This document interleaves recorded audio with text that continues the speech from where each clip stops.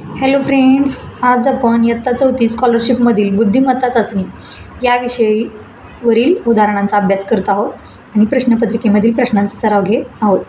तर आपण प्रश्नांना सुरुवात करूया. बुद्धिमत्ता चाचणीमधील प्रश्न पहिला असा आहे की समर, शहामृग, षटकोन, ययाती, धरण हे शब्द वर्णानुक्रमे लावले असता मधला शब्द कोणता येईल? तर त्यासाठी आपल्याला मराठी वर्णमाला म्हणजे अननसापासून ते ज्ञपर्यंत क्रमाने अक्षर पाठ पाहिजेत. कोणते अक्षरात येईल आणि कोणते? सोपा प्रश्न आहे एकदम. जर तुम्ही बघितलं की या सगळ्या दिलेल्या शब्दांमध्ये पहिल्यांदा पहिल्या क्रमांकावर कोणता शब्द येईल? तर बघा की धरण हा शब्द काय येणार आहे? पहिल्या क्रमांकावर येणार आहे बघा. त्यानंतर दुसऱ्या क्रमांकावर कोणता शब्द येणार आहे? बघा, तर तलवारीची लाईन येते अगोदर, बरोबर आहे. मग त्यामध्ये धरण शब्द आला. त्यानंतर तलवारीच्या लाईन नंतर कोणती येते? पतंगाची लाईन येते. मग पतंगाच्या लाईनमध्ये दुसरा कुठला शब्द आहे का इथं? तर नाही. पतंगाच्या लाईन नंतर कोणती? य गाईची ती लाईन येते, म्हणून दुसऱ्या क्रमांकावर हा शब्द येणार आहे बघा. आणि त्यानंतर काय येतो? यच्याच लाईनमध्ये शशामृगाचा येतो आणि हा तिसऱ्या क्रमांकावर येणार आहे. शशामृगानंतर षटकोनाचा हा चौथ्या क्रमांकावर आणि हा स पाचव्या क्रमांकावर येणार आहे. मग त्यांनी काय विचारले की मधला, मग आपण इथपर्यंतच पाहायचं, 3 नंबरपर्यंत पाहिलं तरी चालतंय. मग शहामृग हा शब्द काय येणार आहे? मधल्या क्रमांकावर येणार आहे, मधोमध येणार आहे, म्हणून ऑप्शन क्रमांक 2 हे आपलं करेक्ट आन्सर आहे. नेक्स्ट क्वेश्चन काय आहे बघा की पुढील संख्या मालिकेतील चुकीचे पद ओळखा. आता एक विशिष्ट क्रम आहे या संख्या मालिकेचा आणि एक पद काय आलेलं आहे? चुकीच्या पद्धतीने आलेलं आहे आणि ते आपल्याला ओळखायचे की कोणतं पद आहे. तर या ठिकाणी बघा 49, 81, 21, 144, 225. तर या ठिकाणी तुम्ही पाहिलं तर हे काय आहेत रे? सगळ्या तर वर्गसंख्या आहेत, बरोबर आहे. 49 काय आहे? 7चा वर्ग आहे बघा. त्यानंतर 81 9चा वर्ग आहे. 121 11चा वर्ग आहे. 144 12चा वर्ग आहे आणि 225 15चा वर्ग आहे.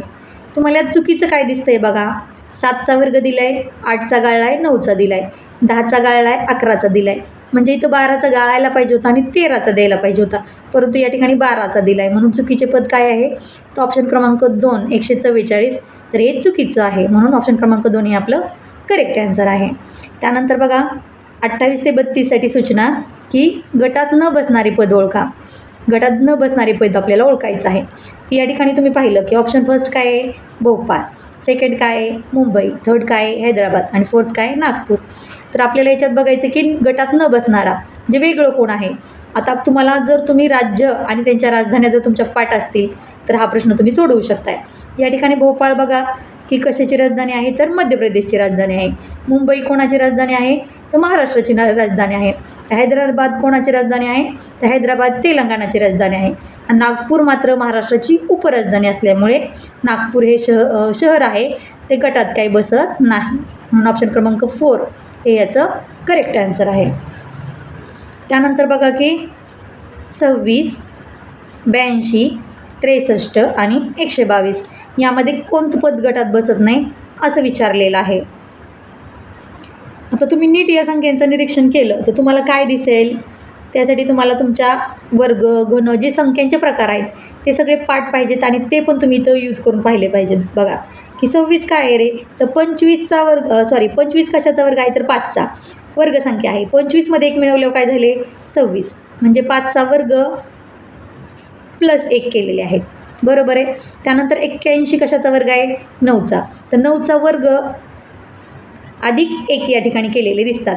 81 9चा वर्ग आहे आणि त्याच्यात अधिक 1 मिळवलेत. परंतु 8चा वर्ग काय आहे? 64, मग 64 अधिक 1 65 पाहिजे होतं, परंतु या ठिकाणी त्यांनी 8चा वर्ग वजा 1 केलेले आहेत. आणि इथं बघा की 121 काय आहे? 11चा वर्ग आणि त्याच्यामध्ये 1 प्लस केलेत. मग सगळे ऑप्शन बघितलं तर सगळीकडे काय केलेत? वर्ग आणि त्याच्यामध्ये प्लस 1 केलेत, परंतु ऑप्शन क्रमांक 3 यामध्ये वर्ग वजा 1 असं केलेलं आहे, म्हणून ऑप्शन क्रमांक 3 हे आपलं करेक्ट आन्सर आहे. त्यानंतर नेक्स्ट बघा की क्वेश्चन काय आहे? लिंबू, चिंच, कैरी, आवळा. आता एकदम साधा प्रश्न आहे हा की सगळे जे काय आहे, लिंबू कसं असतं? आंबट असतं. चिंच पण कशी असते? आंबट असते. कैरी कशी असते? तर आंबट असते. परंतु आवळा काय असतो? तर तुरट, म्हणून आवळा हा ऑप्शन 4 नंबर पर्याय करेक्ट आन्सर आहे.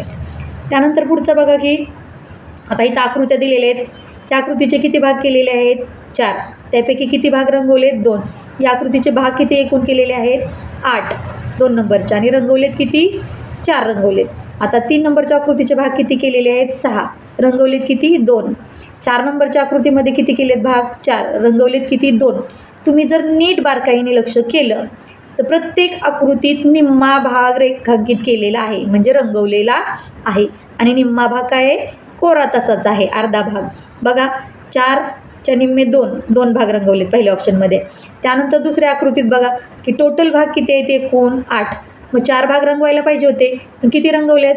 1 2 3 4. 4च रंगवलेत या ठिकाणी. आणि टोटल एकूण भाग किती आहेत आपले?